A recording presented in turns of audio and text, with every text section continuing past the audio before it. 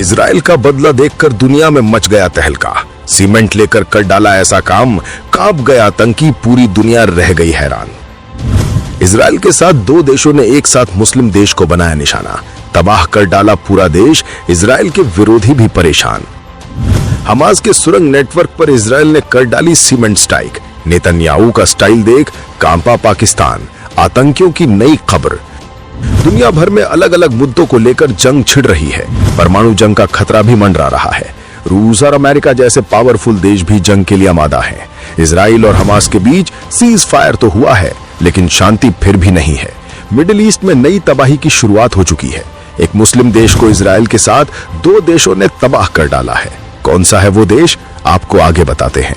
पहले नेतन्याहू ने एक तस्वीर से कैसे दुनिया में भूचाल ला दिया है वो देखिए।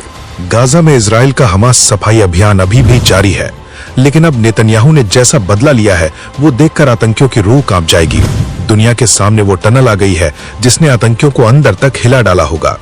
इजरायली डिफेंस फोर्स ने राफा इलाके में वो कर दिया है जो अगर पाकिस्तान जैसे आतंकी देश में कर दिया जाए तो 7 पुश्तों तक आतंकी पैदा होना ही बंद कर देंगे। रिपोर्ट्स की माने तो इजरायली सेना को इन सुरंगों में हमास लड़ाकों के छुपे होने की खबर मिली। इस सुरंग में करीब 200 हमास के आतंकी कई महीने से छुपे थे, जिसके बाद इजरायली सेना ने इस गुफा में छिपे सभी आतंकियों के लिए निकलने वाले रास्ते बंद कर दिए। दावा किया जा रहा है कि इजरायली सेना ने सुरंग में बारूद डालकर सीमेंट से पैक कर दिया है ताकि कोई भी आतंकी बाहर न जा सके। सुरंगों में छिपे हमास के लड़ाकों को बचाने के लिए मुस्लिम देश कूद पड़े, लेकिन नेतन्याहू के सामने किसी की नहीं चलती। नेतन्याहू ने साफ कहा है कि कोई भी हमास का आतंकी सुरक्षित बाहर नहीं जा सकता है। इजराइल का कहना है कि इन सुरंगों में फंसे आतंकवादियों के लिए कोई समझौता नहीं होगा। अगर ये सरेंडर नहीं करते तो इन्हें खत्म कर दिया जाएगा। वैसे सुरंगों में छिपे हमास के आतंकियों की मौत फिक्स हो चुकी है। इस बार इजराइल ने सीमेंट से सुरंगें बंद की हैं। इससे पहले इजराइल ने समुद्र से पाइप लगाकर सैकड़ों गैलन पानी इन सुरंगों में छोड़ दिया था। कई देश इजराइल के इस काम से बिलबिला गए थे, लेकिन नेतन्याहू किसी के आगे नहीं झुकते और वही करते हैं जो उन्हें सही लगता है। अब सीमेंट से पैक इन सुरंगों ने पूरी दुनिया में तहलका मचा दिया है। इस बीच इजराइल के साथ मिलकर दो देशों ने मिडिल ईस्ट के एक मुस्लिम देश को घेर लिया है। तीनों देशों ने एक साथ मिलकर भीषण हमला भी कर दिया है। इस मुस्लिम देश का नाम यमन है। यमन की राजधानी पर पहला हमला इजराइल ने किया और उसके बाद अमेरिका और सऊदी अरब भी तबाही मचाने कूद गए। यह हमला हूती और अलकायदा के ठिकानों पर किए गए हैं। दरअसल अलकायदा और हूती एक साथ मिलकर जंग लड़ने का ऐलान कर रहे थे, लेकिन उनके सिर उठाने से पहले ही इजराइल ने उनका फन कुचल डाला। यमन में हूतियों का बोलबाला है। हूती को मिडिल ईस्ट में ईरान का प्रॉक्सी संगठन माना जाता है। हाल ही में इजराइल ने हूती के चीफ कमांडर अलगारी को ऊपर भेज दिया था।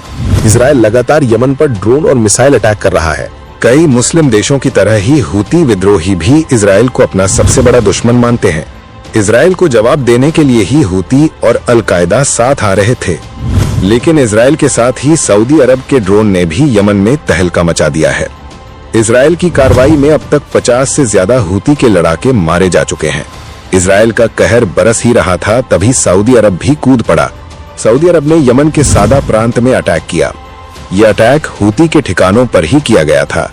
रिपोर्ट्स की माने तो सऊदी अरब ने रजीह सीमा जिले में नागरिक क्षेत्रों पर मिसाइल हमला किया।